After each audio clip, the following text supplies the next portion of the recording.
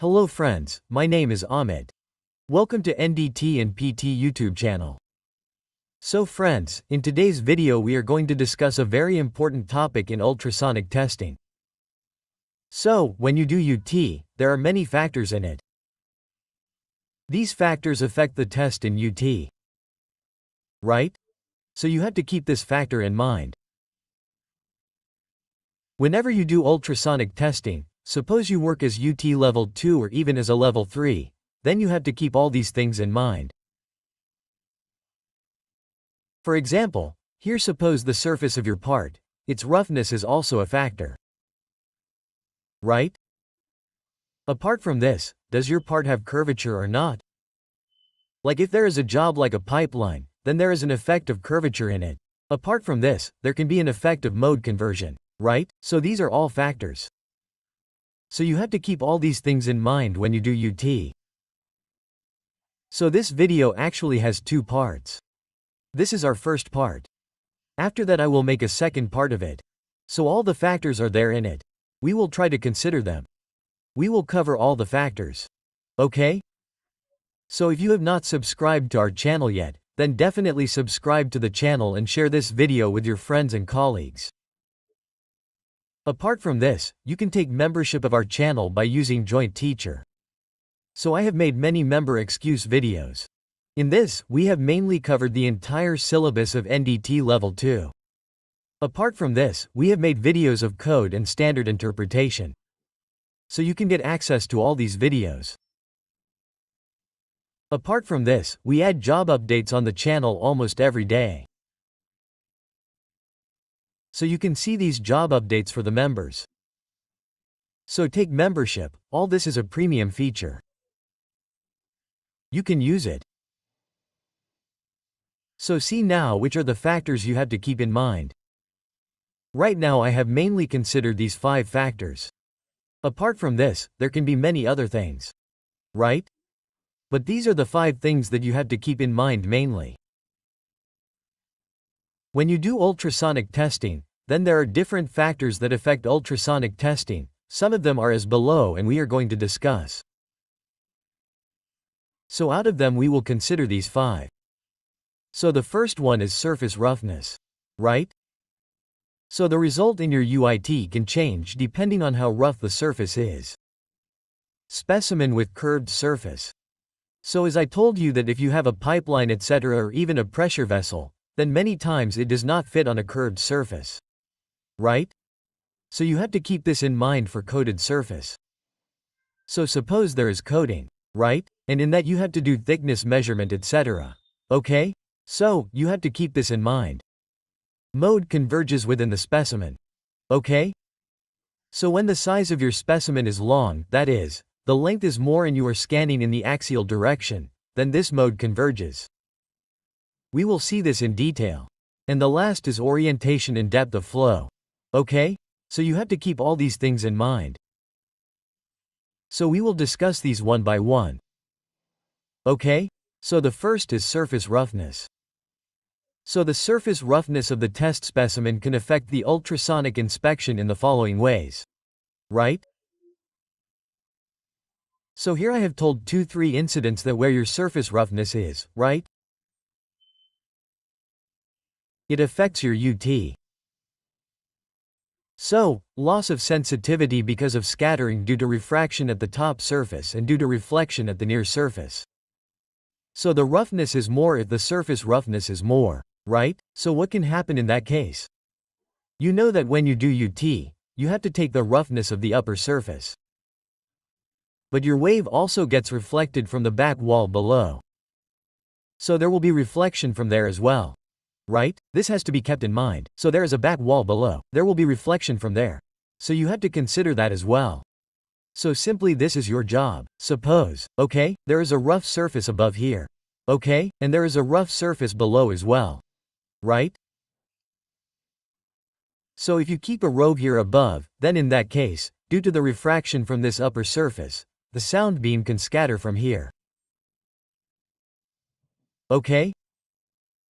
So this also has to be kept in mind, and the surface below is like the wave went from here like this and the beam can be reflected in many directions from the surface below as well.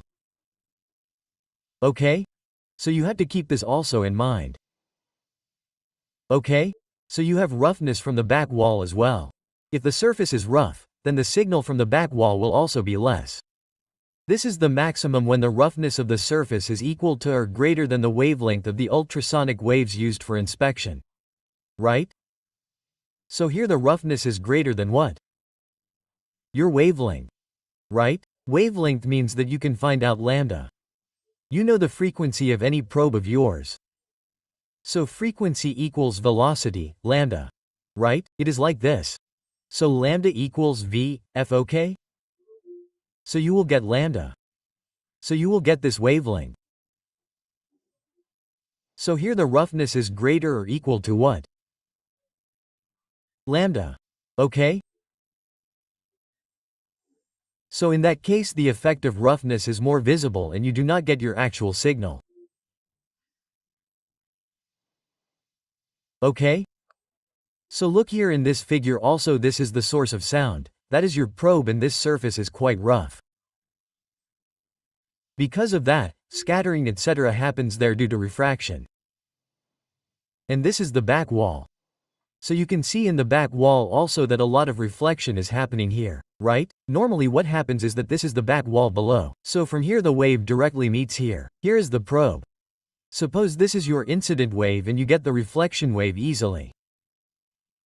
If the surface behind is smooth. Okay?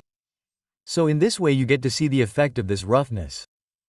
Apart from this, what can happen due to roughness? Loss of near surface resolution of the inspection system by lengthening in the transmission pulse. Okay? So, here it is written loss of near surface resolution. Right? That means you will not get near surface resolution. Suppose there are two echoes, then you will not be able to separate them. What is resolution? If you are able to separate any two echoes, then the resolution is good. You can say this. If it does not separate, then it is poor resolution. Okay? So to check the resolution, V1 block is used to check the resolution of the system. Okay? I have already made a video of this in detail. So you can see that. Right? So near surface means that if there are any two discontinuities near the surface, then it is difficult to separate them. So if you have seen the initial pulse, here is the initial pulse. Okay? So after that if there are any two discontinuities, then you will not be able to separate them. Why? Because your surface is rough. Right? So this problem occurs. Right now remedial measures are written. Meaning that the roughness etc. is more. Right? So what can we do in this case? What things should we keep in mind, meaning what remedies can we use in this? To avoid and minimize the loss of sensitivity and resolution are any of the following. So what are the things you should do to get sensitivity and resolution? So by smoothing the surface. This is one option, right? You make the surface smooth. But generally it is not feasible. Suppose every time the surface is rough, then we will not be able to make it smooth. Okay? In 90% of the cases this is not possible. So the second thing you can do is by increasing the gain of the amplifier. That means you increase the dB. Okay? This is also an option by using a probe with lower frequency. So even if you use a low frequency probe, you will still get the signal. That means the penetration will be good. Right? If you decrease the frequency, you get good penetration. If you increase it, you get less penetration, but the sensitivity is more. But suppose you want penetration, then you can use low frequency. By using probe with high ultrasonic output by improving the coupling of the probe to be tested. Right? So you can use cup plant etc. If you use a good cup plant like grease, then it will make the surface rough from the upper side smooth. So you can test it later by placing the probe on the upper side. Right? So this option is available. If the surface is rough, then you can do this. This can be achieved by attaching the protective plastic membrane to the front surface of the probe with some drops of the cup plant between the probe and the membrane. So here you can also do this, that you can use membrane. You must have seen that the membrane is a single crystal probe. In it generally we use rubber like plastic rubber. So we use that membrane.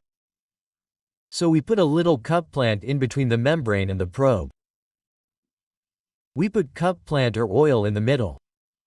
Right? And you can use it by putting that membrane there. So what happens is that your probe will not be subjected to wear and tear. And even if it gets damaged, this membrane will get damaged, and if it breaks, then you can put a new membrane again. So this is also an option available. The membrane feels out the unevenness of the surface, and touch facilitates the transmission of ultrasonic waves into the specimen. So the surface is rough. Right? Like in your case, there is a very rough surface here above. Right? And if you do it by putting a membrane, then what will happen is that the membrane will almost sit on top here. This is your probe. Right? So by putting a little cup plant on the membrane, you can put the membrane on it. That means you can use that probe by putting the membrane below the probe. So your unevenness will go away. Meaning the surface will work like an almost smooth surface. Okay? So this is it for you. You have a rough surface. We have seen what problems arise in up due to it, and its remedy means how you have to sort it out. You can do all these things. Right? 4 points are given here. Now specimen with curved surface. Okay? If your specimen is a curved surface. Right? It can be a pipeline or a pressure vessel or any part with a curved surface. So 2 factors contribute to the reduction in sensitivity when the test specimen with curved surface is ultrasonically tested, right? So 2 factors have to be kept in mind here whenever we do UT of a curved surface. So the sensitivity goes down due to these 2 factors. Okay? So first, what is here? One is widening and divergence of the transmitted beam because of refraction, and the other is reduction in the contact area between the probe and the test specimen. So there are 2 things. Okay? The first one is that the beam widens or diverges. Okay? You can see the figure here. Okay? So from here the beam is diverging in this way in all directions. Okay? So this is a problematic thing, and the second one is that your hope will sit with the curved surface, otherwise you can see this area here. Okay, and this area on the side also, there is no contact in this area. Right, there is no contact here, so obviously you will get less signal and you will not get the output sensitivity you need. So one is that this beam of yours will be wide. There will be widening, and secondly, it can happen that your surface will not fit completely under the prop, right? That means the probe will not fit completely on the surface. Okay? So reduction in contact area, this is another problem between probe and specimen. So contact area can be increased. And then the contribution of this factor in reducing sensitivity can be minimized by the use of adapter block and shoe. Right? So, here we use shoe. Right? This is a curved surface. We have to use OD, that means outer diameter. Sorry, we have to do UT. So in that case we use shoe. Like if you have seen a shoe, then it is a curved surface, suppose.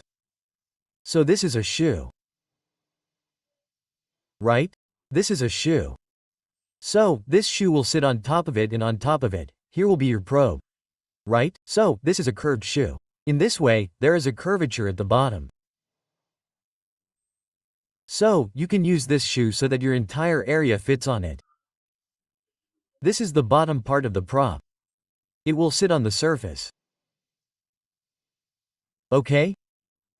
This block is made to fit the surface curvature of the specimen. Okay, so this is how it works. There is a coated surface. Right? Coated surface means that the coating has been applied on the part. So what can be done in that case? So a firmly attached coating like a coat of paint, a firmly attached mill scale and rust layer will cause little or no disturbing effect. Right? When we show up, the paint is firmly attached. Meaning that it is applied properly. There is no gap in between. Right? When you apply paint etc., then you do a holiday test. In the holiday test, it is checked whether the paint has been applied properly or not. There is no gap in between, right? There is no air gap, right? So let's assume that it is attached firmly and there is no air gap in between, then there is no major problem in that case. You can do UT. But for loose coating, cleaning with a wire brush, file, scraper and grinder is required. So there is loose coating, right?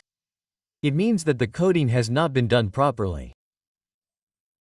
If there is an air gap in between, then in that case you will have to clean the part.